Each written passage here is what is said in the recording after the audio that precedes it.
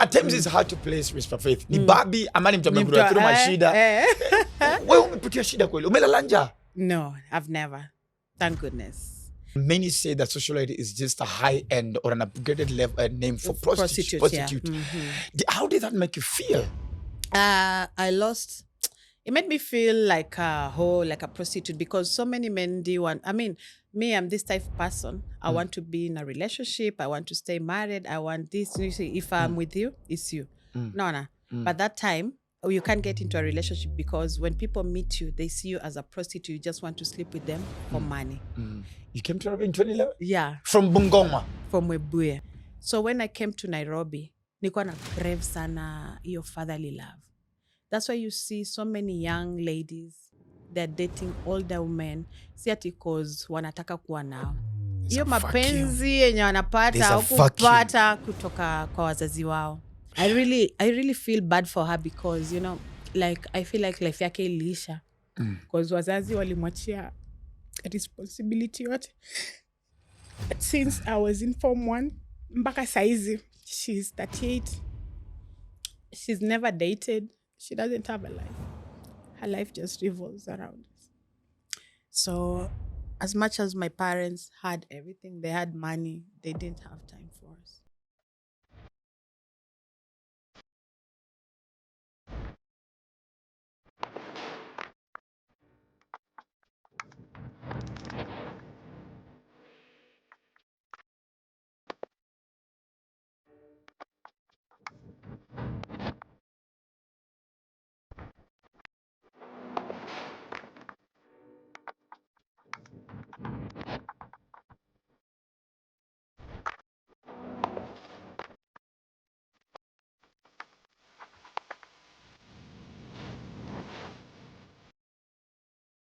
Invest in your future with Imperial Gardens Kikuyu by Username Properties. Just 15 minutes from Kikuyu town, get graded roads, perimeter fencing and ready title deeds. Secure your 8th acre plot for just 1.249 million shillings. SMS plot to 20321 or call 0725 000 222.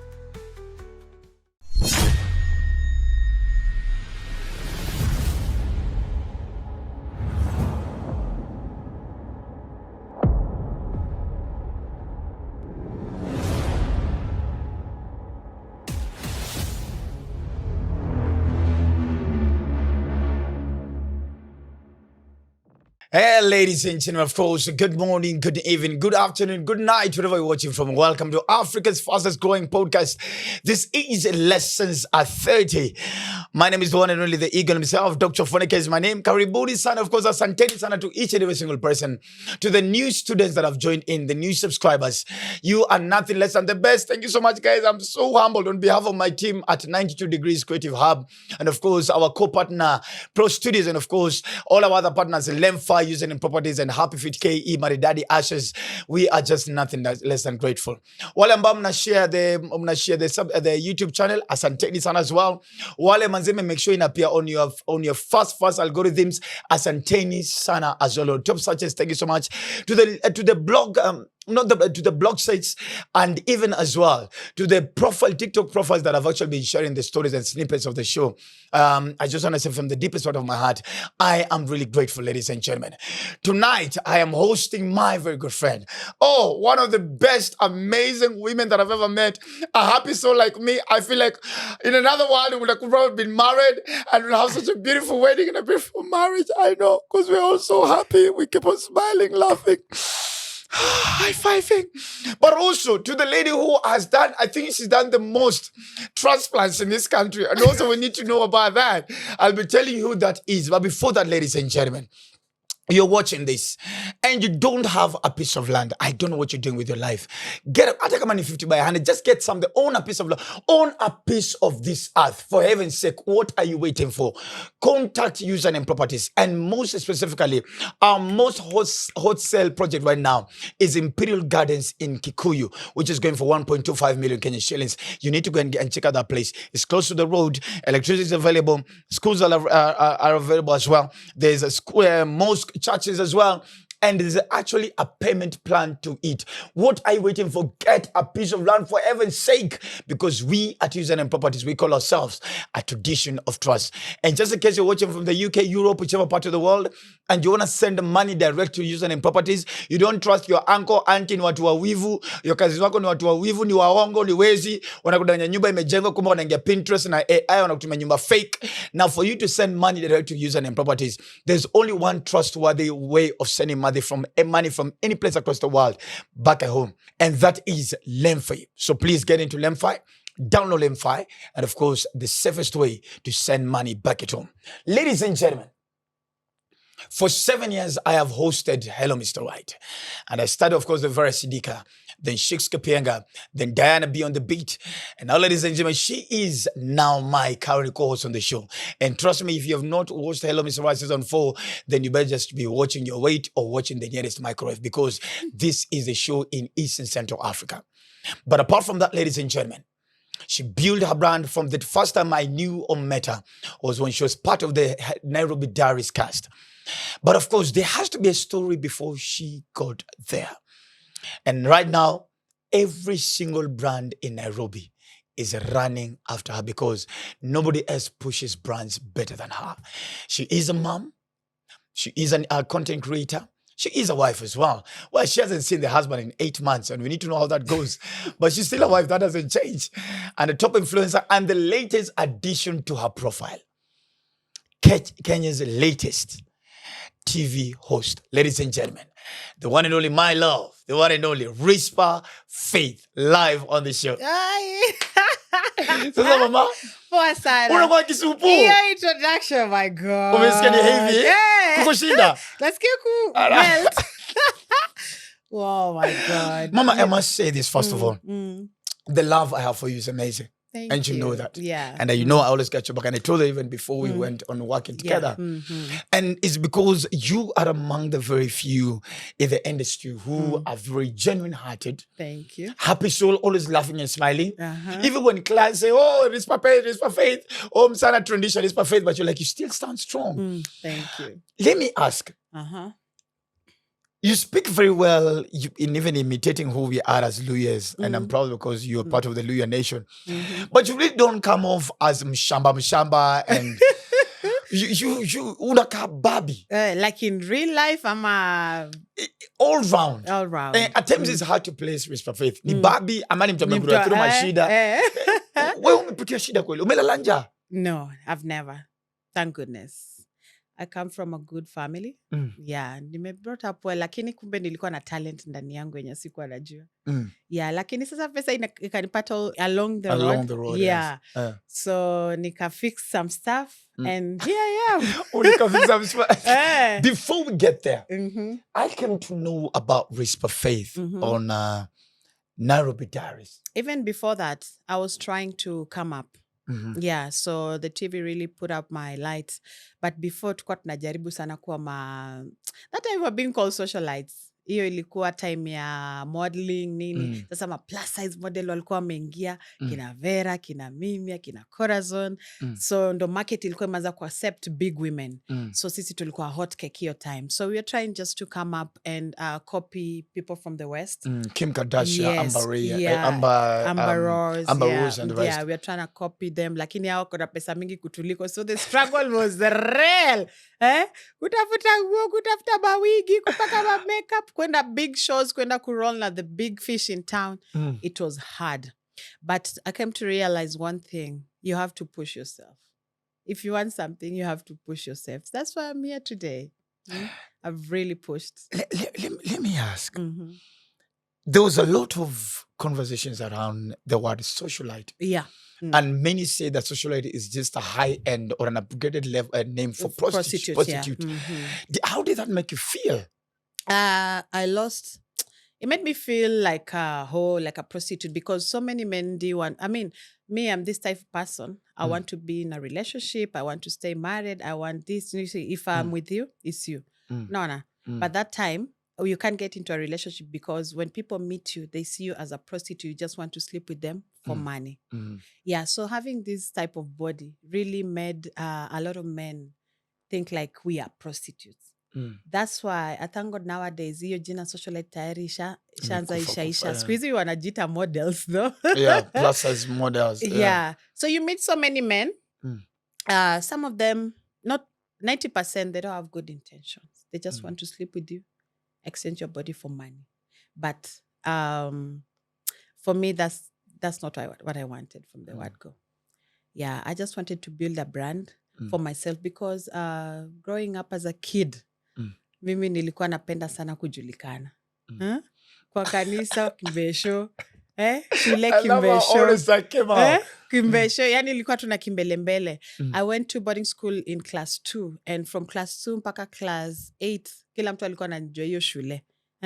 My grades weren't that good, but hizi co-curriculum activities, chekesha watu kwa hizo drama festival, music festival, nilikuwa number 1. So people knew me and I'm very fun around people. Na I give good energy, good vibes. So nilikuwa nataka extend that to the world. Lakini sasa vile nilikama out, this is how I come out, yeah? I was in school in Thika, Mount Kenya University. I had a couple of friends. Mi nimetoka village, by the way. I'm a village girl. I just came to Nairobi the other day, 2011. You came to Nairobi in 2011? Yeah. From Bungoma? From Webuye. Webuye, katikati ya Katasi. A small town in Western called Webuye. That's where I was born. I was born in Lugulu Hospital. I went to Lugulu Primary School from class 2 mpaka class 8. And then I went to Kaimosi Girls. You see, so all my life. Before we even get to Kaimosi Girls, it is very unnatural kusikia mtu amepelekwa boarding from class 2. Yeah. Did it affect you at any point? I mean, did you ever feel like it was too early for you to go to school at that time? Yeah, it was. Boarding? Yeah, it was. My parents were very busy. Extremely busy and didn't trust our mananis. So ikabidi tu, they do what they had to do. Yeah, so we went for boarding from class 2 mpaka class 8. So basically mi nimereziwa na walimu, na mamatrons, na mapatrons, na my friends, hivo. So ukiwa shule unakutana na all kinds. Lugulu was a good school. And most people, I mean rich people from Nairobi, all over the country, they used to bring their kids to that school. So mi nikikuja hiyo shule nilikuwa nashtuka nikiona wasichana wametoka Nairobi wako na braces kwa meno. Nauliza mnatoka wapi nyinyi, mbona mko na mawaya kwa meno? Why you guys different from me? Unaelewa vitu kama hizo. Wanaambia we come from Nairobi, this thing, hizi vitu kama hizi ni normal. Unaelewa? Wanakuja na perfume. Na mimi nimenunuliwa Solea, Mavalon na Daddy. So nashangaa. Solea was the epitome of poverty. Nashangaa hizi ni vitu gani? So hiyo kugrow up na watu wenye wametoka kwa big city ni motivate sana mi pia kwenda kwa big city na kufanya vitu amazing kwa big city, and that's why I always looked up to them. So boarding school somehow ilini disconnect na my parents because you come, we only close for 1 month. You're with the parents for 1 month. And when you grow up, ukifika class 5, 6, 7, tunanga tu nyumbani for only 2 weeks because of the tuition and everything. Yes. So it really disconnected me from my parents and my siblings. Did they ever know how you feel? No. My parents, unfortunately, they didn't taught me how to express myself. Ata saizi, when I'm grown like this, is when I'm really learning to express myself. Sometimes unaweza pita tu nikanyage na nikuangalie. Unaona hata kwa show ule chali alikuja kani grab us, but I didn't react like I was so pissed. Yeah, I didn't say anything. Oh my God. Lakini ningekuwa mtu mwingine ningetoa heels, nimtoboe macho, hata nimkanyage, nimpige. So expressing myself, I'm really learning how to express myself more because that's the thing. Sikuwa You didn't get it much at that time. Yes, because when our children right now like yours, akitoka shule unamuuliza, how was school? Are you loving this school? Is there anything we need to change? Mimi tu nikitoka shule is just like normal. Hata ukaribisho, unapata umepikiwa tu kuku, kula, cheza, fanya homework, vitu kama hizo, but we don't talk. Najua wazazi wa kitambo tu. Yes. Did it affect you? Did it affect does it affect how you are as a mom? With my child, I'm different. I try and have a conversation with him every now and then. Yes. So you get done, of course, with Lugulu, and then you end up at Kaimosi. Kaimosi Girls. How many kids are you? We are 5. I'm the third born. Whoa. Yes. We are 3 girls and 2 boys. Yeah. Where was Saulika? Did you ever feel like lakini wewe usisaulika? Middle child was sauliki na middle child You are the first middle child mwenye sauliki. And because it's you. Kitambo nilikuwa black sheep. I was a black sheep of the family, but when I started making money, ndo kaza kujulikana. Black sheep ulikuwa do? All my other siblings, I think they're smarter than me. So wao walikuwa na perform vizuri shule. Mimi nilikuwa naleta. Unajua nilikuwa Lugulu boarding. Tuko na 5 streams. 5A, 5B, 5C, 5C, hivyo. So we are 200 kids, 50 per stream, Class, right? Per streamer. So, kulikuwa na bottom 20 na so bottom 20 na top 20. Top 20. Mimi nilikuwa naitwa bottom 20. Okay. That ukiitwa bottom 20, maybe nimeshinda watoto watatu ama 4, 197 out of 200, 193 out of 200. Shida ilikuwa ni nini? Shida ni I feel like sikuwa napata support from my parents vizuri. So hiyo kitu ilikuwa inani affect shule. Nikifika shule, I don't concentrate on my studies. Natafuta hiyo attention from matron, patron ama mwalimu. Nataka ako ka love, nataka hizo vitu. So sikuwa na concentrate sana kwa masomo. Nilikuwa na concentrate kwa vitu zenye si related to my education and everything. Yeah. But doesn't mean I'm not smart. I'm a really No, smart because lady. you really are. So I'm wondering what was happening at that time. Ukiwa number in Luya we call it number mshikomero. So I'm wondering how you end up being number mshikomero, but at the same time. Lakini sasa unaona mimi sasa namba mshikomero ndo nishikilia kila mtu. Mimi sasa ndo pila saizi. Unaelewa? It's a high five for that girl. Did your parents understand that probably that you being detached from them really reflected much on your academics at that time? Walikuwa na get kweli? No. They were just busy making money. Ende shule? We borrow melipua school fees. I had all the textbooks out. My father was a lecturer by then. He became a doctor and now he died a professor. So we're really okay. And he's a brainy. So when I got home, nilikuwa na expect maybe here and there neza nisaidia na mahesabu nini, lakini yeye anataka ukae hapo mwenyewe figure out. You understand? That kind of a man. Wow. Yeah. And mom? Mami kazi yake ilikuwa he was busy too. She was a manager at NCBP. So akienda akirudi jioni anapika, anawaletea chakula and then we go sleep. Hakuna hizo conversation. Do you even know hata my first period I didn't tell her. Niliambia my matron at that time. She's the one who took me through akanisaidia on how to layer the pad and take care of myself and she took me out hizo stories za boys ushike mimba vitu kama hizo. So mama alikuja kujua when that actually you've now alikuja kujua when I was in form 3. Normally we used to write shopping list for daddy. So nikiandika shopping list nikaandika sanitary pads. Ndiakaniita kando akaniambia okay so you're using this? Nikamwambia I started long time ago. Akaniambia hujai niambia mami lakini sasa si unajua tu mtu akifika 9 years ama 10 automatically zinakuja. So how long since you getting your first piece to mom finding out on a shopping list? How much time was that? How long was that? Like 4 or 5 years. What? Yeah. Like wazazi ni wakali, huwezi hata kaa nao chini like uambie iko hivi. This is what I'm going through. Yes. Even hata ilini affect later on when I finished school, when I was dating, I can't even mention to my parents that I have a boyfriend. The only man I took home is Brian. That's the first man ever? Yes. Damn. So how does mom react? Because I'm on a year, we are make a sanitary pads number 5. Sasa, instead hata kureact, anikalishe chini, aniambie nini. Akaniambia futa tu nitanunua bila dadi kujua. He doesn't have to know that you having your periods. He's a professor, he knows. Yeah, nakwambia lakini hao ni wazazi wa ushago. The fact that wamesoma, wako na hizo values zao za ushago. Periods ni sacred, you're supposed to talk to someone, not tell your father.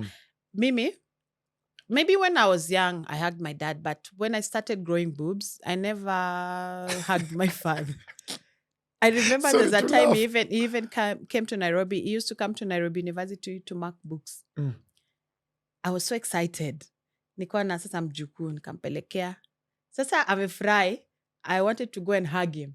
Akani-block na mkono, akaniekea. Then I'm like, that is, you just hug me. I want to feel you. So that's, they provided for us everything. We had a good life. I never, sijaiva kiatu ya mtumba from nursery since form 4. We used to buy butter hizo fees. I used to have all the textbooks. I have to have shopping. I was okay. But apart from providing for your kids, iyo mapenzi na kukua, unaona the way you're close to your children right now, iyo hatukuwa nayo. So now you've cleared class 8. What do you attain? I got 323. Which wasn't bad though. It's not bad, but it's not enough for a professor. So we live in Webuye. Just next to our house, there's a school called St. Mary's Girls. I hate that school because it's just close to our house. How can I go to school there? Akaniambia, since you ume fail, I'm taking you to St. Mary's. Sure. I cried. I went to my neighbors. He's also a professor. And he was a professor too. Nikamwambia, please talk to daddy. Mwambia nitafutie shule ingine, either Lugulu or Kaimosi Girls. Akaniambia, just tell me which school you want. I can find on my contact list mtu mwenye anaweza tusaidia tukupeleke hiyo shule. I cried. Watu walikuwa na join February. Mi nilijoin 1 month later cause ya kutafuta shule. So you were like St. Mary's? Napana, nendaje hapo hivyo next door. Unaweza ona mzae. Au tukipika kuku kwa nyumba unaweza sikia kwa shule ikinukia. Ai, hapana. So my mom went to church, spoke to a few ladies. Then there was a gentleman, akasema he can help us go through. Tukalipa kitu kidogo. Then I went to Kaimosi Girls. Then I was happy. So kufika Kaimosi Girls, still the same thing. Unajua? Wanasema ati mtoto mkwe kama yuko mkuze akiwa bado mchanga. So hiyo tabia tu ya not concentrating on my studies and concentrating on curriculum activities ikaendelea huko. So nikaendelea tu kufail. So sasa ni madaudi tu. Yeah, ulianza kupanda diki tambo. You know, my father was a professor for pure and applied mathematics. Na wewe uko hapa na Daudi? Niko na D kwa math. So it's like, kwani wewe mbona uwezi pita hesabu na babako ni professor wa hesabu? Ameandika vitabu. What's wrong with you? Ambi hata mimi sielewi, maybe hiyo akili iliendea mandugu zangu lakini si mimi. I love how you talk about it so comfortably. I mean, like, and at this time, how is the relationship between you and your siblings, your brothers and your sisters? I was so close to my elder brother, Kevin, in primary school because we were both in the same school. Na tulienda boarding school the same time. Yeye alikuwa ahead of me, but tulikuwa pamoja. So tulikuwa close.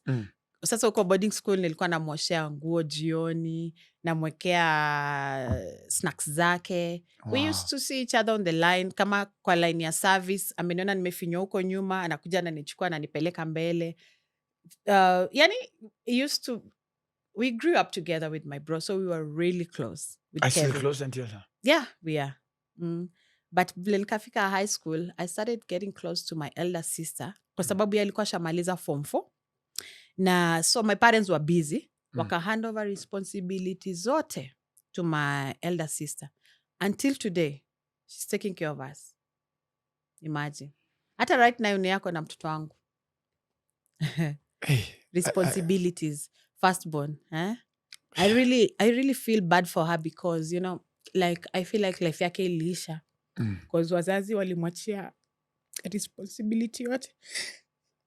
Since I was in form 1, mpaka saizi, she's 38. She's never dated. She doesn't have a life. Her life just revolves around us. So I don't know if she can recover that, but I'm so grateful to her. Is she the one who normally with that, as I said? Yeah. Yes. And I love how she's always, I sensed a sense of how protective she is about you. Yeah, she's like a mother to us because she's basically the one who raised us. You know, in high school, she was the one who used to come and visit me all the time. She was at Masinde Mliro at that time. Anacha shule, anacha vitu zake zote. Sometimes she goes into her pocket. She buys her stuff. She buys me stuff that my parents maybe doesn't want to buy. Not that they don't have money, right? But kuna vitu zingine kubaliki shule, but she goes all the way and just get it from me. Yani, ni kama life yake ili stop. She doesn't have a life. She's not dating. And I know she has goals, you know. She wants to be married. She wants to have kids. She wants to have a career. But life yake may stop kwa sababu right now, Brian is in the US. I'm in the house all alone. Who is helping me with the baby? She's there. So it's not easy. I'm so grateful to her, and I pray that she'll get a life. Yeah, because I've when we were shooting Hello Mr. Right, even right from the day of doing the photo shoot, and I saw how she was calling so and so, come do this, and I of course I could pick that she's a big sister. She is. And I drove home that day, and I just remembered my siblings, and I was like, I don't think maybe our youngest siblings understand how much we've had to have Sacrifice. given ourselves for. It's not easy. Wow. She used to be great. She used to do stuff. She used to be an interior decor. She wanted to be a doctor. She wanted to do so much, but she stopped her life to take care of us. She took my sister from Form 1. Mpaka saizi sister yangu amepata job. She's now working after graduating from Riara University. Though at least amanza kumrelease kidogo. Now that's the last one. My other bro, he got a nice job. He's an engineer. He's settled. Amemwacha. But for me, saizi ezi niacha cause of the baby. And that was Kaimosi. That's the life around Kaimosi. Yeah. So as much as my parents had everything, they had money, they didn't have time for us. Did they even come for probably visiting day or something? I mean, once or twice. I remember my mom came one day kwa sababu I was suspended from school. so there is no suspension, not really because of they visiting want a day. parent. I even wanted to go to Shamahoho market or Cheptulu to buy. I was told kubai mama ni 200 shillings. I also bought one. I bought Palesian. I bought a father. Then akanichapa more than wewe nimekulipa na unataka kunichapa vile unataka. Alinichapa more than what my father would have done. So I didn't pay him. Niambia toka hapa mpumbavu ya mtu. But the whole school knew the face of my mom, so I couldn't bring in any other person. Wow. And are you at this time in high school, are you building ambitions and dreams? Are you now starting to get a clearer picture of who you want to be when you leave high school? All my life, I wanted to be famous. I didn't know I wanted to be famous for what reasons, but I just wanted to be known. I didn't think about the money part or just having a good life, but I wanted to be famous, really famous. So my focus was not even education. I was even thinking of just getting out. Nilikuwa naona kama Webuye or taking me to Kaimosi is a really small town for me. I wanted to be in a big town. So when I finished Form 4, I went to stay with now she moved from Masinde Mlilo. She went to Mo University. So she had her own place. I went to stay with her. When I was there, I started doing computer packages. And then I enrolled into Mount Kenya University for my diploma. So when I was in school, nilikuwa na feel kama hawa kale hawajanitambua hawa. Bado hawajinijui. Alafu Eldoret ni town ndogo. Nikitembea tu hivi kwa hiyo street nishafika kwa stage. Town ishaisha. Nasema hii town ni ndogo. Haitaezana na fame yangu. Ndawasumbua sana. Nikasema this town is too small for me. Nikaanza kuangalia niende town gani kubwa. I transferred my credits from now Eldoret to Thika. So Thika now is close to Nairobi. That's when I ended up in Nairobi. 2012, Mimi, sister yangu, you see, my sister, she's the one who brought me to Nairobi. Tukapanda easy coach, nikeka suitcase, tuko chini kwa boot, tukakuja.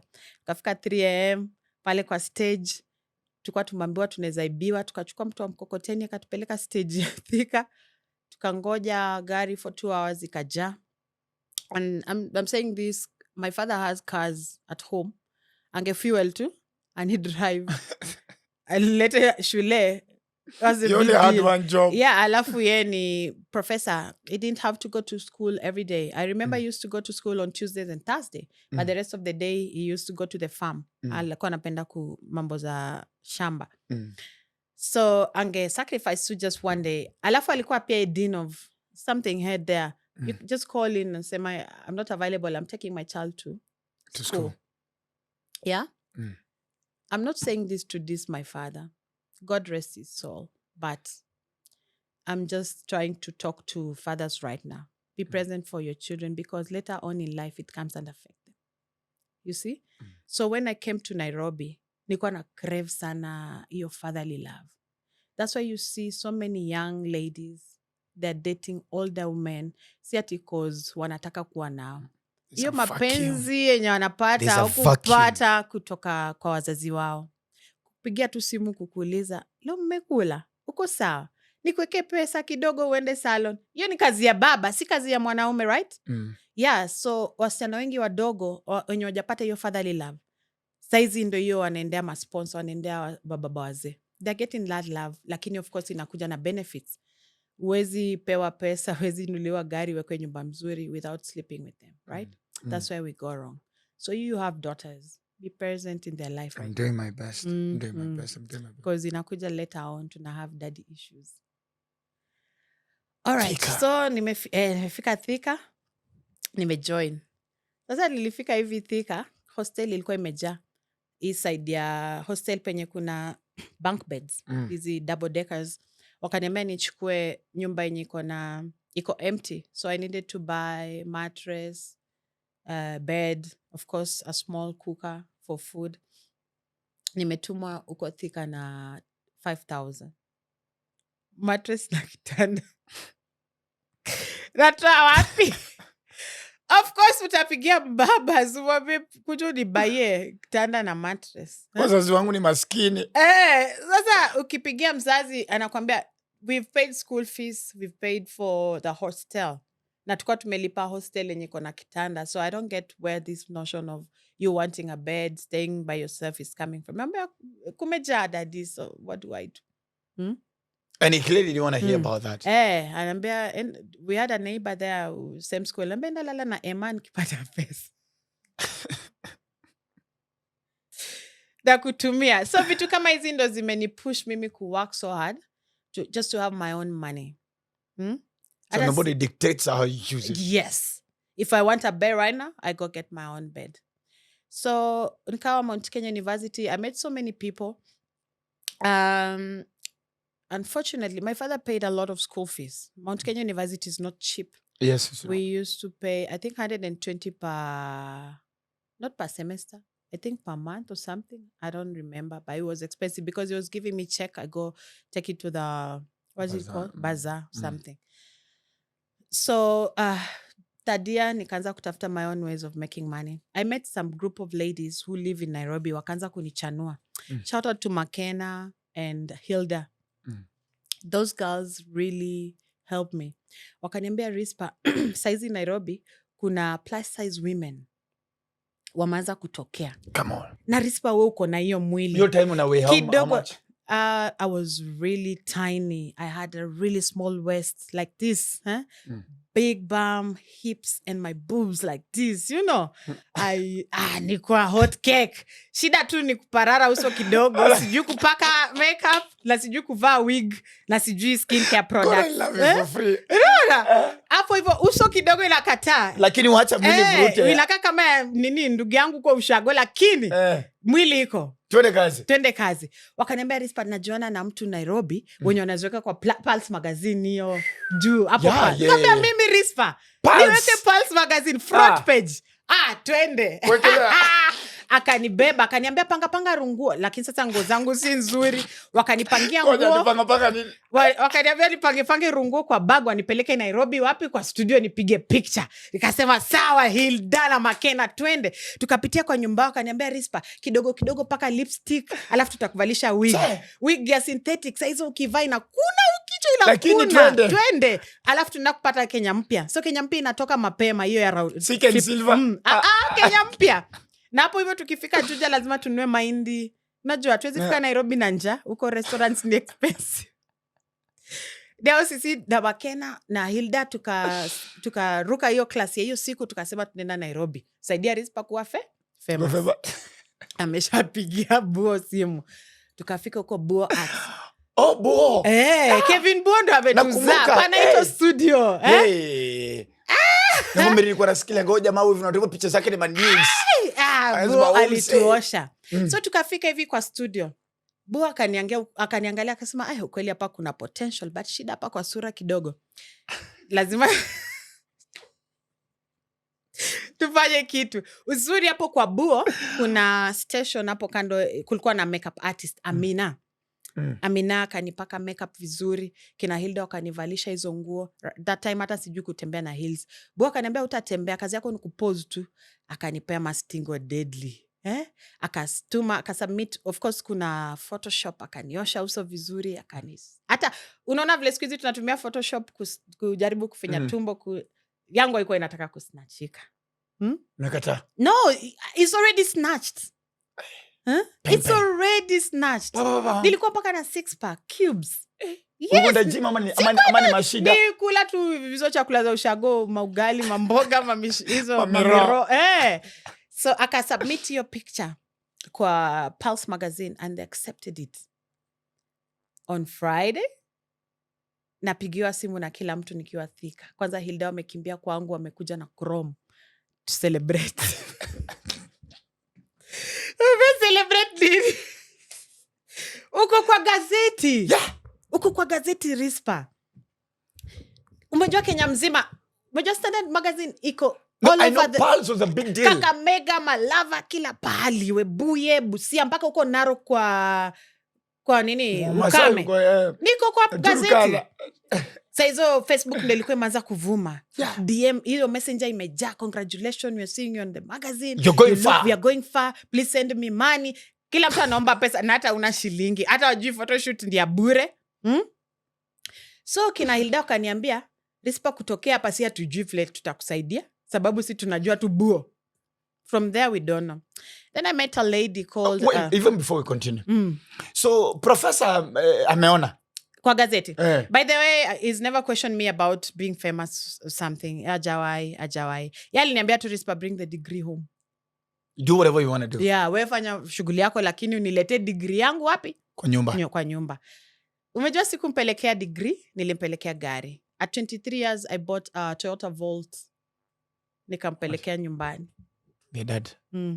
Ndio hii degree. Nyamaza, endesha 4-wheel. Chako nisumbua hapa. Akukuuliza pesa imetoka wapi? I can account where the money came from.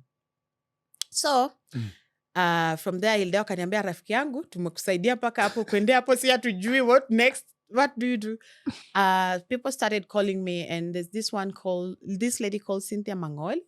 Akaniita mara ya kwanza, akaniambia Risper, I want to manage you, I want to be your manager. Nikamwambia okay, tutaunda pesa. Sitalala na watu. Twende. Kaenda, akanipeleka nikafanya music video ya Octopizo. Inaitwa nini hiyo ya kwanza. Siti alinidanganya, tindapoa 50,000, walinipea 3K. Mpea 3,000 tu.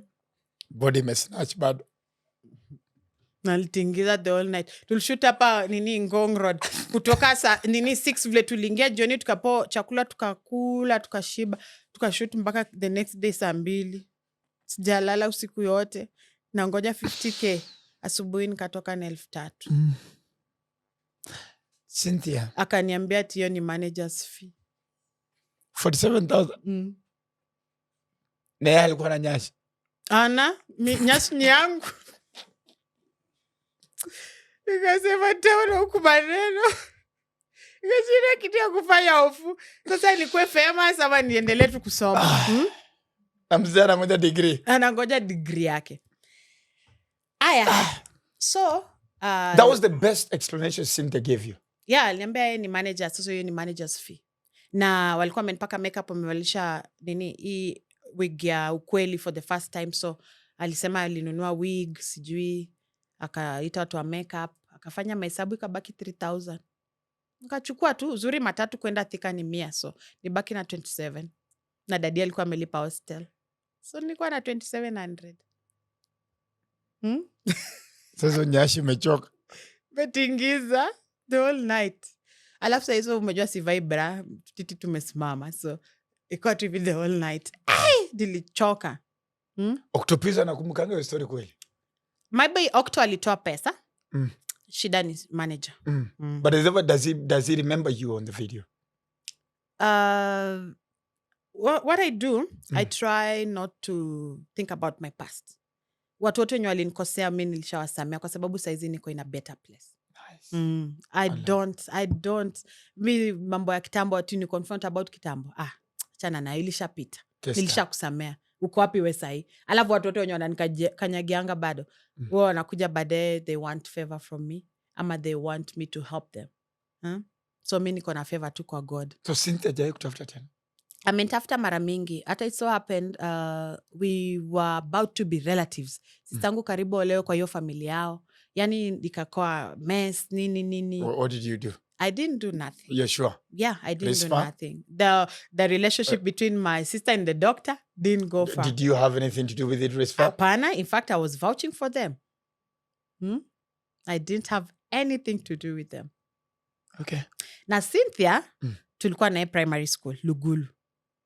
So how is your primary school mate managing you? Hata wewe ulikumwona nini hapo sasa pia? Cynthia si ni msichana wa Nairobi, ametoka town. Anajua town. No wonder ungeogopa. Ametoka town. Ungeogopa mchezo wa town ulianzia hapo. Sasa mimi sijui ndo nimefika tu kutoka Shags. Si nimeingia 2011. Mara yangu ya kwanza kunusa hewa ya Nairobi. Sijai kuja tena. So after your night, ushachapa 3K yako 100 bob. Nimeenda shuleni. I mean, that time, that money was okay because I didn't have a lot. So it was fine. Yeah. So nikarudi kwa nyumba, nikatry kuevaluate maisha yangu. Nikaanza Instagram ikaingia. Nikaanza kuangalia what to do. Alafu kuna wababa wa pesa pia walikuwa wananitaka. Nikaanza kudate wababa wa pesa. So, lakini not ati kudate hivyo hapana, no. Na date mtu for a period of time to benefit something. So nikakutana na mmoja, akanihamisha toka Thika, akanipeleka Kasarani. Nikaachana huyo wa Kasarani, huyo akanihamisha kutoka Kasarani, akanipeleka Kiamburu. Ungetafuta kwanza wa Thika mpaka wa Juja. Hapana. Alafu wa Juja kuingize Kasa. Ulikuwa na mbio. Kasarani sasa ndio ilikuwa center kubwa your time. Yeah, 1 bedroom 17,000, iko na tiles, iko na balcony. So na nilikuwa na Toyota Corolla, unaelewa? Uko sawa? Si yangu though, ya huyo mtu. So naiendesha, niko sawa, nenda shuleni rudi. So nikatoka Kasarani nikaenda Kiamburu Dindigwa. So ulimwacha? Si unaacha kama kupenya unataka kusonga mbele. Ukipata better option, you move forward. Ukipata better option, you move forward. Sasa unaona Kasarani na Dindigwa. Si Dindigwa iko juu. Ukweli, yote mnasta Dindigwa. So unaenda Dindigwa. So Dindigwa kulikuwa na mwingine sasa wa upgrade. Dindigwa sasa ndo nikakutana na Brian. Wow. Mnakutana na Brian wapi? Instagram. Wewe ndio ulislide ama ndio alislide? Alislide mimi sijai katia mwanaume. Silikuwa hot cake. Come on. I mean, he sent me a text. He was coming to Kenya in December for short holiday kwa sababu alikuwa anaishi huko. Akanitumia text akaniambia ati, "Hey love, can I meet you for coffee?" Sasa umejua inaelekea December na huyu wa Dindigwa ashanibo. Lazima sasa waanze kutafuta mwingine wa December wa kukubambisha kupeleka Diani, you know. Sasa unafungua DM unaangalia ma potential. Nikaamua kuwajibu.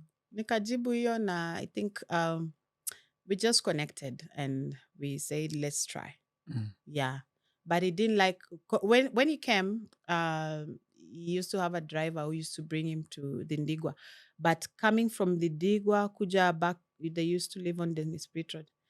Kukuwa na security lights. Now wamezoea security lights penye wako. So akasema they have to move me from Dindigwa nipeleke Kilimani. So nikatolewa Dindigwa nikapelekwa Kilimani kwa 2 bedroom 70,000. Sasa nakaa chini najiuliza, na nikiachwa ndalipaje hii pesa? But mimi, I've always been business minded. I used to do my businesses. I started selling rice soap. Nikauza booty popper, nikauza maboob tape, nauza kila kitu. So I used to have money just for myself. So that will never worry you. Alafu my parents are also okay. So hata nikikwama, I can always call daddy. And daddy, I need money. And he'll always send. Hii time yote your parents are not concerned. What is this girl doing apart from just school? Hata wajaini kalisha chini. Kuniuliza nafanya nini. Mbona niko kwa magazeti? Never. Huyu anaishi tu. Anaishi. What is she doing? Huh? Lakini when you start sending money back home, wanasema whatever you're doing, continue. Nelewa? Huh? African parents, Kenyan parents, my God. So at what point does you and Brian decide this can work? This can be official? So Nairobi Diaries, I was young, he was older. He's 13 years older than me. And when he got to 35, he wanted to settle. Akasema, from the word go, he told me he wants to settle at 35 years. He wants to build a family. So the thing is, nilikuwa mjanja. Nilikuwa nisha meet hawa na wako na pesa. And I knew how to conversate with them, and I knew how to pick their brains. So when I meet someone, I ask them, where do you see yourself in the next 5 years? I want to see if I'm part of that plan or not. But Brian was very clear from the word go. He told me, I want to settle. I'm looking for a wife and I want to have children. So yeye hataki mchezo. Unaelewa? Ambia ashaishi maisha, ashafanya vitu zote, anataka kusettle. So namuuliza, am I part of the future? Kaniambia, yes, of course. So umejua saa zingine pia tu mnakaa tu ukiomba Mungu na vile unaona vile vitu zinaenda, umekwamisha. Then he bought a land in Kitusuru. Akasema he wants to relocate to build a house. He shipped everything. Mpaka kijiko, maandawea, akazileta Kenya. Akazileta kwa hiyo empty to bedroom. Tukaanza kuishi hapo pamoja. We stayed together for 2-3 years before even he proposed or we got married. Before we get there, so how do we get to Nairobi Diaries? So I used to be a fan of Nairobi Diaries. I really love that show because I feel like hiyo ndio ilikuwa show ni kama Mr. Right saizi, unaelewa? Alafu mimi nimekuambia nataka kujulikana nataka kuwa famous. So nikiwatch hiyo show kila siku jioni najiambia, mbona mimi pia nisikuwe one of these girls? They're not even better than me. Kuna mwingine hata alikuwa na tumbo na huku wako flat, hata a match kwa TV. Then I'm like, aya, simu niweke kwa hiyo TV muone vile baba wengi wataangalia hii show yenu. Unaelewa? So one day I'm at Adlife Plaza. Ukiingia Adlife Plaza, kuna hiyo entrance lazima usachiwe. Yeah. So in front of me was a light lady alafu na jama. So hiyo light lady akaingia, jama akaingia, vile akaingia dini yake ikalia titit. Wakamuuliza was that he was carrying firearm. So nikakuwa interested, nikasema bunduki hawa ni kina nani? Hawa ni kama wana protect kitu. So I just became friendly to the couple. Then when I became friendly to the couple, I went and sat on the other seat. After 10 minutes, the lady came to me and she told me, I'm the owner of this show called Nairobi Diaries. Kamwambia, okay, yeah, I know it. I love the show. Kamwambia, you're Risper. Kamwambia, yes. Would you mind being in the show? Nikamwambia, of course I want to be in the show. I have been waiting. Where were you? Digize. Hata sitaki pesa. Nataka tu kuamo tu kwa hiyo show. Unaona vile Cynthia alikufanya tabia mbaya. Sasa hapo tuna ushaanza kusema utaki pesa. Hata 3K. Kwa show. Sitaki hata 3K. Akaniambia, no. This is a big TV show and I want to sign a contract with you. I want you to be in the next season. So akaniambia, can you bring people? Nikamwambia, yeah, I can bring Brian. Pia akaingiza Brian. And who else can you bring? My family, of course. How did it take time? How were you able to convince Brian? I think anapenda tu hizi maneno lakini ni vile wanajifanyanga ulelewa. Pia anatamani tu kujulikana, kujua, lakini ana hiyo si kierere kama sisi, unaelewa? Alafu ni kigugumizi. Sasa anaogopa. Anaweza kugugumizi kidogo. Ama hii kamera nidi anaziogopa, so anataka kuwa famous lakini behind the scenes. Unaelewa? Hii episode inafanya ni kwa kuna bingoni. Hii episode inajikuta anataka kuwa famous behind the scenes. Akasema, wanataka pia kwa hiyo show. Okay, sawa, tuende basi. Nikasema sawa, okay. Yeye hata hataki pesa, anataka tu kuwa famous behind the scenes. Sasa tukakuja pamoja, tukakuja as a couple. Of course, ukikuja as a couple, they pay you more. They used to pay us really good. And this is the money that I used to buy my dad the car. Wow. Mzee anakuona Nairobi Diaries unarushiana maji kwa uso. Hakuwahi comment vibaya, hakuwahi niambia anything. Lakini mimi sikuwa violent. Sometimes hao wasichana tu ndo walikuwa wanakupush to the wall. I only fought once. But huyo mwenye nilifight alikuwa ameniambia kitu mbaya sana. That's why I fought. Who's that? Nishidora. Oh yeah. They ganged up and they said some bad stuff. Waliniambia ati I've been dating this guy for a long time na mbona sijaimzalia. It means I'm barren. Ni kama nikwambia wewe ni siembeho. Nitakugonga. Wewe ni siembeho aje. Nitakugonga vibaya sana. Wow, I mean, I didn't watch that episode, but I'm shocked that Mishi would have said such a thing as well. I mean, walikuwa natafuta tu vitu zenye content. Yeah, content. Exactly. So that's when I fought, I cried, and I felt like nilikuwa nimekaa kwa show na pia nimeunda jina na nimeunda pesa. So hiyo time vile hiyo maneno ikaanza kuja ndo I think Brian decided to that, you know, he proposed on the show. I remember, I'm seeing that scene in my mind. Yeah. That's when he proposed, and then he got serious. We went home, akatoa dowry. Alitoa dowry November. Sijaona mtu anatoa dowry mapema na anaoa mtu mapema hivyo. November, December, January, February, we got married. Only after 4 months. Did you do a wedding? Yeah, I did a big wedding at Radisson Blu. In Upper Hill. It was. Who did you invite that you just invited them kuwa Felicia? Not because. Hakuna. Awasema kuje wa nini? Waseme, I'll post this wedding. I didn't do that. The only celebrity that was in my wedding was Shafi Weru and Foina. Peke yake. Foina has been there for that one? Yeah, she's the one who did my makeup for the wedding. Foina and Shafi Weru were the only celebrities at the. But at this point, let me ask. So all these things prior to meeting Brian, you have told him, hey, yo, nigga, this is me. This is where I'm coming from. Me being, you know, he saw me on Instagram and he saw what I did. He thought, mi nilikuwa na fake sana, by the way. Kama for instance, I didn't have a car, but nilikuwa naenda Isili. Isili kuna lighters za all car keys. Kuna Mercedes, kuna Range Rover, kuna Porsche. Chagua yenye unataka. So me used to go to Isili to buy lighter ya Mercedes Benz. So nikipiga picture kwa Instagram, nashikilia kifungu. But sina gari. Nikikaa pahali, niko hivi na hiyo kifungu. Sina gari. So I thought maybe this a well-put lady. And kwanza pick-up line yake ilikuwa, I see you drive a Mercedes. I also love Mercedes. Mwenye sina baiskeli. You time wewe ndio Black Mamba. Sina hata kitu. Napanda Uber mpaka pahali alafu nachukua inaitwaje matatu. So kifungu kipana matatu kifungu na kapi? Siko handbag.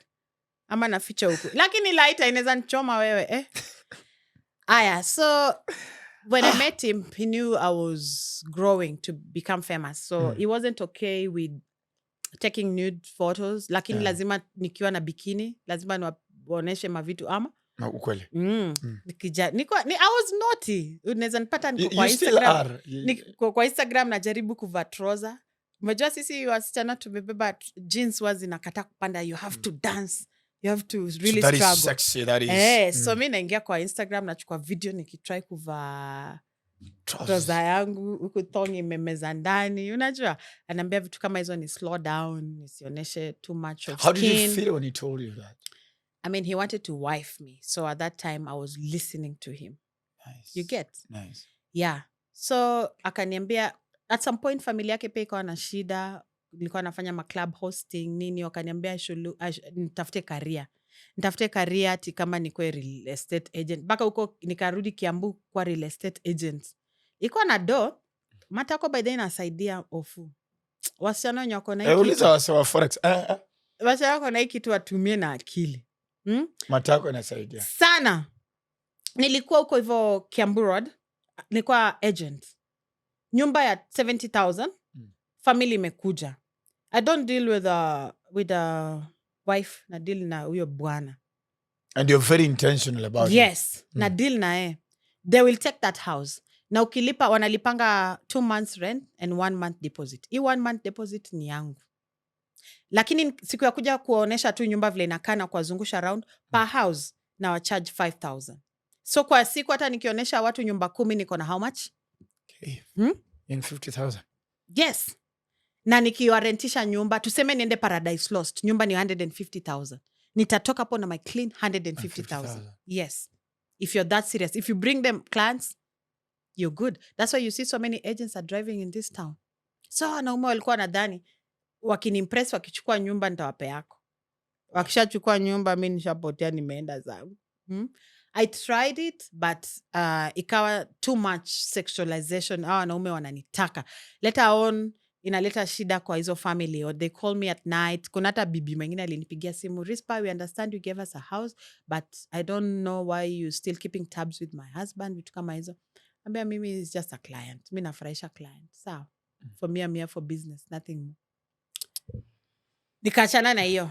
Nikakuja nikakalisha branch ni nikamwambia okay. Mimi siwezi andikwa. Hii ndo career nitafuata na hii ndo nitashikilia mpaka sasa. But look at me now. Ona penye hiyo career imenifikisha saizi. Wow. Saizi mimi Did you know, you mentioned something that I didn't know on the show. Kuna time mpaka ulifanya stripper excess. Hapa kama unataka nifunguke acha nifunguke. Unaona Nini hiyo show? hujafanya mkhana wewe? No, chisendi papa. Na kuwa famous. Yani kana utsire nini? Janet, I love Janet. She gave me a good platform just for me to grow. But she used to exploit us as young girls. Ask Pendo, ask Bridget. They've never spoke about this, but I'm going to speak. Inaitwa? Exploit vibaya sana. Before shooting, tukua tunapewa kitu inaitwa Kenya Ken, coconut. Ufungue hivi mdomo, mwagiwa kwa mdomo. Ndo tuende tupigane kwa set, ndo show ibambe to trend on Twitter. So when shooting Nairobi Diaries, most of the time we weren't ourselves. Watakuja leo kuambia Ofweneke jana alilala na huyo. Na mimi nakutaka wewe. Of course nitapiga huyu msichana. Mpaka wakapea Brian mtoto. Brian ako na mtoto na baby mama. Baadaye they come back to their senses, they call me and say, Risper, it was just a show. I was high on Kenya Ken. So akatuambia twende Access Millionaires ati wa baba atatupia pesa.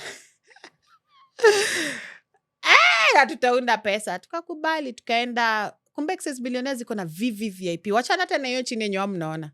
Kuna ingine huko juu upstairs. Hiyo ndo tulipewa ma private show kwenda kudansia wanaume. Kwambia nilichoka. Kumbe hiyo kazi ni ngumu. Kupiga magoti the whole night kama paka. Kupanda kwa hiyo chuma. Hata hujui kupanda. Mwingine ashapanda ashapaka jasho. Mwingine ashapanda inanuka makojo. Ai! Mtoto wa profesa. Ningekaa Mount Kenya tu university nimalize degree yangu. Na nipate career because I was doing business management, purchasing and supplies, procurement option. Yo, ungekuwa unajua procurement watu geiba. Wow. Sasa ningekuwa mbali. But how do you guys what do you guys talk behind the camera before the show starts? Sasa before the show starts, ameshanipigia simu ameniambia Ofweneke alisema wewe ni malaya mkubwa hii town. Umelala na kila mtu. Yeah. Na tuko nikifika hivi kwa set. Wewe umekaa hapo, mimi nimekaa hapo. Tayari nishafume. Bausa washafika. Alilita malaya. Nataka kwenda kumpiga. Twende tupigane. Tuone nani ni malaya mkubwa sasa. Yeah. So tayari before ufike kwa set, uko na hata ushapanga. Leo lazima nimtoe meno. Sasa ikakuwa kama competition ya kupigana. Nani atapigana the best? Kuna teke nilitupa hapo kwa show, watu wakapenda So unaona mtu mwenye anapigana sana ndo I must admit to this. Because I'm turning 17 years in the industry in February 25th. Appearing on Nairobi Diaries is probably one of my most biggest regrets. Tell me about it. Remember that time when I came and hosted? Tell me about it. Until today, I'm like, what in the Hell. devil was I thinking? Until the next time, I don't know where Shafi was to host that. Was it the beginning or the end of the season? I don't know. I don't know where Shafi was that time. And that time now, Ofweneke is the big thing. Everywhere And imagine I don't remember you hosting us because I was drunk. because I know you were there. I'm seeing Pendo, I'm seeing Bridget, I'm seeing Molly, I'm seeing I don't know who. And I look back and I'm like, my own pastor called me and told me, son, what was that on K24? We fought. And the words we were exchanging were big. All I'm hearing was B, there's H, there's P. I'm like, paka imeitwa, dogi imeitwa, bibia dogi imeitwa. I'm like, what is this? Mimi ni pastor, Winners Chapel. But then Janet called me next and I was like, Mama, Thank you for the thank you very much, but nah. No, yeah. And until today, I have recorded Nairobi Diaries as the worst thing I've ever done. Same. Paka Big Ted come and told me, small bro, what the industry is looking at you, Ukombele, this is not what we envision for you. So when you talk about that now, it's making a lot of sense. Yes, you know why? After Nairobi, I didn't give a notice. I just exit. She called me to shoot. I refused. She asked me why. Can I add you some money? Nini kambaya pana Janet. I think penye imefika. This is not what I want. The next 1 year, I suffered. Sikupata jobs, sikupata gigs. Hakuna hata watu walikuwa wananiassociate na violence nini. But thank God, us getting married, at least it can cover up some. It washed up the brand and everything. Yes. Oh. And immediately I got pregnant and I became a mom, so my focus now shifted. So how did Risper Faith rebrand from the dramatic, the stripper known, there were babas kind of, how did Risper Faith now transform to this Risper that we know today, who is trusted? Okay, so now when I got married and I settled down, then I got a baby. Nilichunga mtoto wangu for 3 years without being in the industry. I was just doing mommy content. Nilikuwa na boa tu kunyonyesha nini vitu kama hizo. And then one day nikafikiria nikasema I came to this town to be famous and to make money and to be someone. Yeah? In as much as I'm a wife and I'm a mother, I have to build a name for myself. Then I started becoming selfish. Nikaanza kupeleka mtoto daycare. Mama wa daycare wananiambia, Risper, ule Risper Faith wa kitambo. Si wewe, amejificha huko ndani. Rudisha ule Risper wa kitambo. Nauliza sasa narudisha aje. Sasa nimenona, nakaa tu vile nataka. Wakaniambia Risper, kuna vitu mingi sana unaweza fanya saizi, kuna masajari, kuna hizo vitu. Nikasema okay, all right. Then nikaanza ku research about liposuction, cosmetic surgery. I meet this Body by Design. I approached them. Nikawambia, I want to be born again. Nataka kujirudisha. I was this young, very beautiful. I told you I had the most banging body in this town. I want that back. I've tried gym, I've tried exercise. Hizo vitu zote zimekataa. Wakaniambia, okay, let's see what to do. Nikaenda, I did a blunder. The thing is this, if you're planning to do a cosmetic surgery, first things first, lose weight. When you lose weight, ufike penye umefika, and then useme bas, this is the weight I want to be in, then go reconstruct penye imeharibika. Because of course, uki lose weight, kuna vitu zita hug, zita sink, rudi, now reconstruct your body. But me, I was so quick to go back to the industry, I did liposuction 360. But I was big, you get? So, iyo kufanya liposuction, yes, I was a bit snatched, but I went back to food. I became big, mara, mbili. In 2 years, nilinona times 2. Then nikarudi tena rock bottom. Nikaenda back to Body by Design. Nikawambia, so how can you guys help me? I really want to be someone. I really want to, nataka iyo Risper wa kitambo atoke. I want to feel myself. Wakaniambia Risper, so here's the thing, yeah? We're going to do for you bariatric surgery. Bariatric surgery inamaanisha naenda kukatwa tumbo, kitu inaitwa gastric sleeve ama gastric bypass ama balloon. Wakaniambia ni choose moja. Nikaenda nikafanya research, nikafanya kitu inaitwa gastric sleeve. I chopped up my stomach in order for me to take small portions because I realized I was getting into depression and my only comfort was food. Nilikuwa nakula tu. Nakula naendelea kunona. So nikakata tumbo, nikakonda for 1 year. Vile nilikonda for 1 year, I went back to the hospital. Nikawaambia sasa now reconstruct this body. So ukisema tumbo too small, what amount can you eat? Rice 3 spoons. Like the normal scooping Yeah, tablespoon, 3 spoons. That was at that time. Even now. Yeah. 3 spoons. But sisikii njaa, imagine. Lakini nakula in phases and bits. Yeah. So now you have a wider diet program. Yes. I have to take supplements because I don't take a lot of food. So sina enough nutrients in the body. So you see the stomach is like this, yeah? So they chopped off three quarters. This one was thrown out. Now it's just remaining like a strip. So it can't really hold a lot of food. Wow. But it worked for me. How did Brian feel about it? Because I believe for us men... At that time, I became selfish. Nilimwambia, he had traveled. He had traveled. So nilifanya without him knowing. He didn't know. He didn't know. Oh, come on, Risper. Isaac Kubali. So what do I do? And I'm doing this for myself. He didn't know. Me, I just went in. I did a surgery. He even called me when I was at the hospital. I asked my sister, bring the car. Niliongea naye kwa video call. Then I went back to the ward. I sat there. Baka nikakuwa released. Then after 3 months, kulose ndo nikamwambia. Kamwambia I did a gastric sleeve. But now I'm showing him the body. It's looking good. He's impressed. Anasema it's okay. If whatever. At that time, I don't care what you feel, okay? It's about me. Inafika point in a woman's life, especially a mother and a wife, you become selfish. You must choose yourself. Yes. You must choose. Sasa hii ningekuwa na kaji. Ningekuwa wale wa 360 LB. Hata singetoshea kwa hii kiti. Yeah? Because of depression. So I chose myself. I decided to choose myself. So these other brands wakaona, Risper anapenda cosmetics. Okay. So that's when I started doing my teeth. I did my hair transplant. And I'm also planning to do boob job before the end of the year. What is a boob job? Is it what Vera did? Seki silicone. Because I'm planning to have more kids. So for Vera is... Mi sijua meka gani. Lakini zake zimesimama. To be honest, wanaume tumechanganikiwa. We don't know what is happening anymore. Okay, there's lift and then there's silicone. So lift ni hii nywele. Umeona imelala imefika huku chini. They try and bring it up.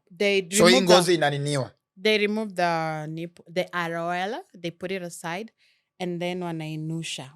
Wanapunguza nyama. Hii nyama imelala. Wanaisimamisha, wanashona. So you always have a mark hapa kama T, letter T. Chini. Forever, for the rest of your life. And then they put the nipple back. But now this... Wait, nipple inaweza toka irudi? Sasa shida ni nini utamu inaisha. Ina make sense because inaisha kuna mtu siku fulani ina make sense. Now kuna siku nilifikiria maybe now I feel kitu. No, because you nilifeel kama ni kifungu anyway. Now the disadvantage. Now wewe ulikaribu ufanye the disadvantage is the sensation can go. It's 99%. So after that, you may not feel anything in the nipples. Yeah. But now there's this other one. They cut here and then they put the silicone inside. Okay. But this one, you have to remove the silicone after 10 years. Because inaanza kuozea pale. Yes. Ama silicone, maybe in 6 years, inaweza hata burst. So unajua ni silicone. Yes. It's a burst and then it gives you infections. Unaweza kufa. Wow. You can lose a boob. I mean... So wewe unafanya boob job. So boob job ni gani? Hiyo ni kulift. Ya kungoa nipple kuweka kando. Brian anajua ndio kutoa nipple. Ajui, maybe atajulia hapa. Usitoe hiyo nipple. No. As your TV husband, usitoe hiyo nipple. Nimelala sana bro. Nipple inasaidia sana unjue. Toe nipple. Ofu. Kai. Anyways, yeah. So I decided to choose myself. And that's when brands started now coming back and nikaingia back to social media. I started pushing myself. There was a year TikTok ikakuwa so big. I started selling stuff on TikTok. Used to make a lot of money per day. You can sell up to 300K per day. Jehovah, what were you selling? I started selling miski. Miski ni vitu za wamama kupaka huku wenye wakiwet. Kama bibi yako. Risper hujauza nini? Mimi nauza kila kitu. In fact, nafikiria hata kukuzia nini? Una sweat mapua. Niyo ni normal, mimi ni Mluya. Hii kwa genetic from na unapenda kuparara huku, nitakuletea shea butter. Sipakangi. Mimi tu ndo sipakangi. Nitakuletea shea butter. So ati wamama inawasaidia. Kuna wamama wana joto kwa mwili, so hiyo miski inasaidia na joto. Wewe kama una sweat mguu unaweza paka kwa mguu yako, inasaidia. Makwapa jasho ya kitunguu unaweza paka pia huku, inanukia vizuri na hiyo jasho inaisha. But most importantly ni wasichana wenye wako na mwili kubwa kama mimi. Sababu ya jasho huku ipumui, so ukifanya hivi inaweza kuwa inanuka jasho na upendi, so unapaka miski naiweka fresh the whole day. Alafu pia inatumika kwa mechi. Unaona? Ukiweka in 5 minutes mtu anakuwa wet. Unyevu. Alafu ukiingia unasikia joto, na pia huyo msichana anasikia joto mwilini. Alafu kuna ingine inaitwa shabu, ni kama mawe. Sasa kuna wasichana wamepiga mileage, hiyo kitu imepanuka hivi, imekuwa kama sufuria matanga. Ukiweka shabu usiku ama ice cube tu, asubuhi imeshikana vizuri. Ukiingia hivi ni kama maji. Hizo ndo vitu nilikuwa nauza TikTok na mama walikuwa wanapenda sana. So hiyo ika pick up market, nikachana nayo kidogo, nikaanza kuuza wig. No, you can't move on that quickly, relax. On behalf of all the men and I, we need to digest what the hell is happening. Miski for life. Miski linipea pesa mingi. So Ice Cube in us. Ice Cube in a Titan. Thank God I'm single and I live alone. Sababu ningekuwa na ice cubes. So for the men, now you know where the ice cubes are going. I see. Anyway. Jesus. Hiyo ika pick up soko yake, nikaanza kuuza wigs. Then the next year, on that year in November, I lost my dad. So shift ya TikTok ika shift kidogo, ikapotea kidogo. So now coming into the next year is when Mama Nyota was born. There's a guy friend who makes furniture. So he brought furniture in the house. After he brought furniture in the house, I did a reel. Nilikuwa nimeboeka, sina kitu ya kufanya. Then nikaweka voice over. Hiyo reel ikapata 2 million views. Organic. Watu wakaniambia kwa comment section, you can actually market for businesses. So I tried it. Nikaweka namba, kasema mnipeni biashara za marketing. That day until now, the phone is still ringing. I can't keep up. And nobody does it better than you. I can't keep up. That digital marketing space, nime take over. Your voice over. The day, let me tell you, I knew you were a queen waiting for your crown. But the day I was like, finally the crown is on her head. Is the day you literally put a bed. Not a bed. I walked in town with a towel. With a towel, yes, with a towel. For Maybelline. Was it makeup or something? Yes. We were selling a foundation. And I was like, damn, who the hell would think of walking with a towel in town? Nairobi CBD. Alafu nikagundua I have a creative mind. Alafu yes, you do. Voice. Oh, yes, you do. Nikasema acha nikule pesa za watu in Nairobi. And Nairobi, you can't finish businesses. Because small businesses ziko mingi. So I'll advise somebody out there who is starting content. Usiende kwa big brands. For me, I started small with the small businesses. And now sasa the big brands wakaona kazi yangu. That's when they got to me. Now I have contract for Maybelline for 2 years. We're working for Balea. We're working for big brands. Hata hataki tuacha contract ikienda kuisha, they call us back. Risper, can we renew your contract? Because we deliver.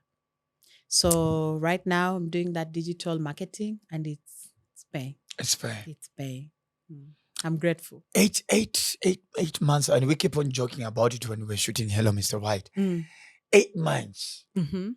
Away from your man. How the hell are you managing? It's not easy, Ofu. sometimes hata una feel uingie kwa relationship ingine because as a woman unataka affection, unataka love, you want somebody around you. This I'll tell you off air, tutaongea huko Jumatatu. Yeah, but it's not easy, lakini ni dangerous kwa sababu unafika point unasema okay fine, sioni point ya kukua hapa, what's the reason? Unasema basi hata kama hii relationship ishe, wacha ishe, kwa sababu what's the point? You're not getting affection, you're not getting love, the guy is not there, what's the point? Just say it, you're not getting love, affection, sex. Niambie katakani wote na utafute nje. Ni huzuni sana. Jibu. But what has been that one thing that has made Brian, and I really do admire you guys. I have tried twice and it's in public knowledge. It didn't work out very well as I expected. But I've still not lost hope in marriage because I believe I'm still gonna marry again. And maybe my wife is watching somewhere. I don't know. And your marriage is one of the most scandalous free, very peaceful, very subtle, very mature compared to the rest, right? What do you think has made it work? I'm very submissive. Umeipata mwanamke uko very submissive. Na mimi sumbuangi mwanaume. I don't even ask you for money. I don't ask you for shit. Me, I just do my part. I don't nag you. I don't go through your phone. I don't do that shit. If you want to talk to me, if you want to send me money, if you want to come home, you do. Yeah, you come home. If you utanipata tu mimi niko hapa, I'm not going anywhere.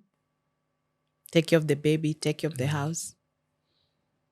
Sitakupigia kukugombeza, sijui kuambia nini. Hii ni kumaanisha takupikia. Ni kumaanisha wewe ni fala ama? I'm not stupid. Because Ronald said marriage. I'm not stupid. I know what I'm doing. Nice. I'm not stupid. I love. I'm not stupid. I know what I'm doing and I know what I'm going to get. So I'm not stupid. Wow. But you know what? God has been faithful. I don't know when this episode is going to air. Probably you might be on the other side of the world. Yeah, I'm going. I'm just going for a short visit though, not for a long time. But you're going. Yeah, I got my visa finally. I'm going to get the green card. You're the other side. So I'm not stupid. Umevumilia. That deserve. You deserve. Yeah, you do. Let me go get it. If you tell me, out of every single thing you've told us on the show, and that's why at times I see people attacking us, guys who are at the forefront of social media, well known. I don't want to use the word celebrities because Kenyans have stuck to the indeniability that Kenya has no celebrities. So let me play to their tune. And people really can wake up and say, hey, nyo, Risper, Faith, Dr. Ofweneke, Obina, Chipukizi, why? I'm like, you've not heard the story. You don't know our stories. It's only that because we are on your phone, on your phone timeline algorithm, but we share the same story as you. We are just human beings. I love that. My punchline is you deserve it. I do deserve it. Wacha niende nichukue. And like I said, I'm also a human being, have feelings. Hata nikikatiwa hizo in 8 months. Sasa mimi pia nisikate kuingia box.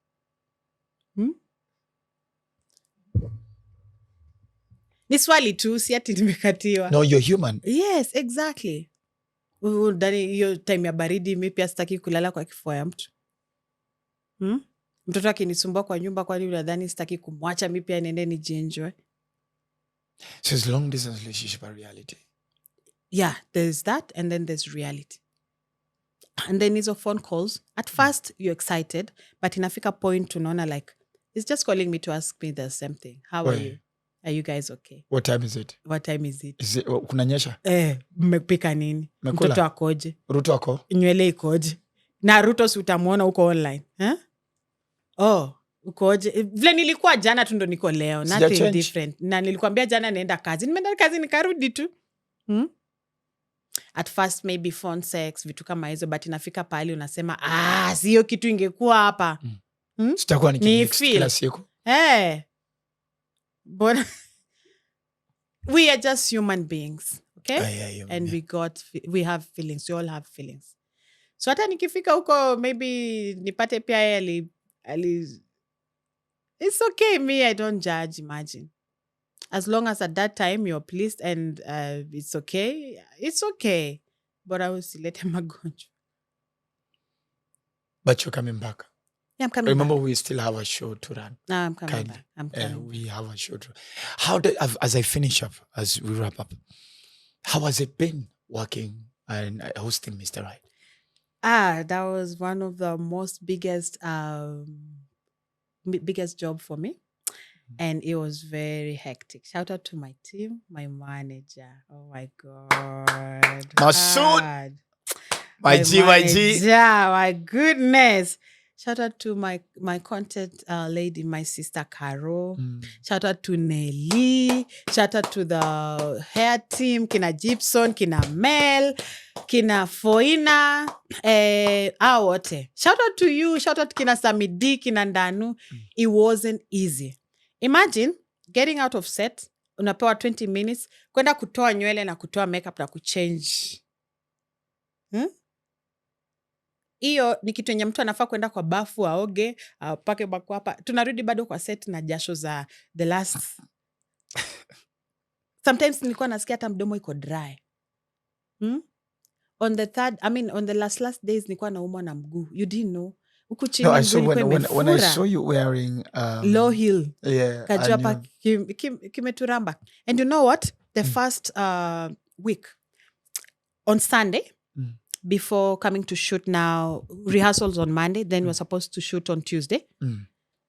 The whole team got sick. Manager, Caro, everybody was sick. 6 a.m. in the morning, Caro picks me and takes me to the hospital. I'm admitted. Manager goes to the hospital. He's admitted.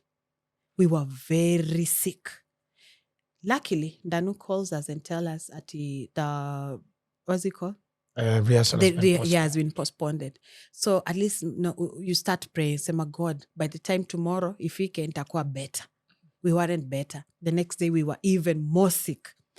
Sasa, I don't want to disappoint the whole production. Kwa sababu mona yo setup ilikuwa imefanyiwa hapo. They set it up, I think, for a whole week. Yes. And you cancel everything. Radio nini, show zako zote. Just to be there. Yeah, kila mtu. Everybody was ready. And then mimi, this is my first time. Unajua hata ningesema I couldn't make it. Maybe mngechukua Diana, mrudishe seme Diana. I think Risper is not ready for this. Maybe come back. Or you call. And I know there were so many ladies on the table. Yes. Mngeita one of them. I know there is and now that we're here, because I play a very big part in decision making of who gets to be the next host. I know there was Risper Faith, there was Claudia Naisabwa, there was Eve Mungai, there was Aziat Naisienya. There's also a possibility of Diana coming back. There's a possibility of Sheiks coming back as well. There's one more person in my mind. My God. There was Jackie. The Jackie Matubia. That's a lot of... So all this, right? So imagine how many queens, because all these are heavy names. Eve is heavy. Well, all these girls are heavy. And imagine how many queens you had to battle it out for you to get to. Exactly. There. Well, so I just told my team, like, we have to do it. We have to do it irregardless. We have to do it. So we went. First, we tried coffee. Alafu, the first day we came, you were called for radio. So that thing was cancelled. Thank goodness. We went home and slept. We took our medicine. Kasema, God is working on our favor. So the next day, I just told my team, let's just go get Jägerbo, a whole bottle. I'll work with Jägerbo. Then, that's the episode that aired last week. I think that was my best episode. And you guys didn't know I was sick. I was very sick. Tukitoka hapo tunaenda nyumbani tunekwa drip. Tumalize dosage. But you did amazing. Thank you so much. You did amazing. Now the second round, it's when tulikuwa tumepata yani flow na tuko sawa. Alafu learn about the show. We learn you guys, yeah? But it was amazing. It was amazing. This thing was aligned by God because I felt like, remember the time I came to your office and you prophesied something? Yes. Yeah, it happened. So hii kitu yote ilikuwa aligned by God na hakuna kitu ingekuja mbele ya hii show ati Risper asikwe Mr. Host na Risper asifanye hii show. We did it. We did it. This was one of my biggest projects and I'm so grateful. And Mama, I want to tell you this. You are such a beautiful person. Thank you. My biggest fear was maybe you have not hosted a show before. But how you were so quick even in learning instructions and everything. It made it so easier for me. And at some point I was like, I want you to go into the deep end. So at times I would take a step back and I throw your tail higher. Mom, take it up. And every time you pulled something so perfectly. And you should have seen, I think maybe Masood and Pinky should have seen how my eyes used to glare. I'm like, I'm proud of her. And the thing is, your energy is up there and mine also up there. So at some point sikuwa najua kukurudisha chini. Ndo mi pia. So nilikuwa naambia mom, aki ukiona ameenda juu sana. Muite, Ofu! That's when you can shut up and I can talk. Oh my God. Ofweneke. But it was amazing. It was amazing. You're such a professional. You're such a professional. I don't know, working with so many ladies like that, all beautiful. There's no point hata utakatia moja. Ukishamaliza hivi set. Pap. Pinky, cut. We are off. I have made sure over the years that the girls on Yolo is right and die. There is no conversation after the show. And in fact, some of them, I don't even remember them. Yeah. I mean, you don't remember season 3. I'm like, okay. Good to see you. And I think one of the But things, it's so amazing, you know, each one of them character when they're on the stage. Yes. But we thank God. We thank God. Mommy, all the best. It was amazing. Kai, najua ukitoka hapo unaelekea kwa ndege. Then kwa airport. I need to close the show. I need to close it. There's so much for champagne. Let me go and rest. We've worked. Yeah, I'm fourth. On the 4th, I have told Pinky. It's either Zanzibar or Cape Town. Cape Town. So go to Cape Town. Go to Cape Town. It's really beautiful. They need to decide. I've done Joburg a couple of times. So Pinky, For they need to sit in the company. And, just alone, eh? No, 3 days just alone. But I don't know. I have a soft heart for Zulu and Xhosa. So I don't know. But you need to go and rest. For me, I'm going for 3 weeks. I'll rest. Acha nene nikule pesa za mtu. Na si unakula kwani hiyo ndege za huko. Huko akituma zinaingia Kenya shillings. Acha nene nikule. Na uko ujue wacha bila hapo umesema ujue club inafunga by 10. Shauri yako. Joshua. Ladies and gentlemen, we need to close up the show. The conversation, I mean, we clearly see there's so much for us to talk about. But I think from my chronometer, it is time for us to lock down the show. Ladies and gentlemen, of course, we've been having such an amazing laughter, deep inspiration story. And we've all been able to see Risper from another perspective today. Yeah. Only on Lessons 30. Thank you so much for coming through. Thank you. I and appreciate you. Yeah, if they want to find me on social media, I'm Lady Risper, TikTok Risper Faith. And my number for business, can I say it? Please do. 0705 711 337. You call me, I come Lepua ya Nyota. That's it, all right? And we love you for that. Yes. Like And ladies and gentlemen, remember, every Saturday at 8 in the evening, only on Rainbow TV on Star Times, or you can actually download the Star Times own app. You find us on Africa's biggest reality show, of course, that is Hello Mr. White, Season 5, hosted by Dr. Ofweneke and Lady Risper, aka Mama Nyota. All right, we almost close up there. We'll close up on the show.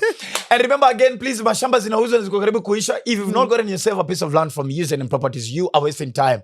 Utalilia kwa choo because the only thing utabaki nao ni kabeko, ni kadogo. So please, enda ununue shamba. Using properties, we are waiting to take your phone number and your details so we can actually be able to serve you. And we're selling at Imperial Gardens at 1.25 million in Kikuyu, of course. All the amenities are around you. All right. And I know we're about to start sending money back. I hope, ladies and gentlemen, Mimi Badu, I will be leaving for the UK anytime soon. And already the client has sent their down payment from the UK right into my phone only through the most trustable way. And that is Lemfi. Ladies and gentlemen, we're getting the Christmas season. You want ashes for your event? Contact Maridadi Ashes. And you want mascots for your event as well? Please contact Happy Fit KE for any kind of event that you want. We love you. You're such an amazing people. Please share. Click the notification button. My name is the Eagle himself, the Duke of Kakamega. Ofweneke is my name. See you on the next one. We are just taking the game to the next level.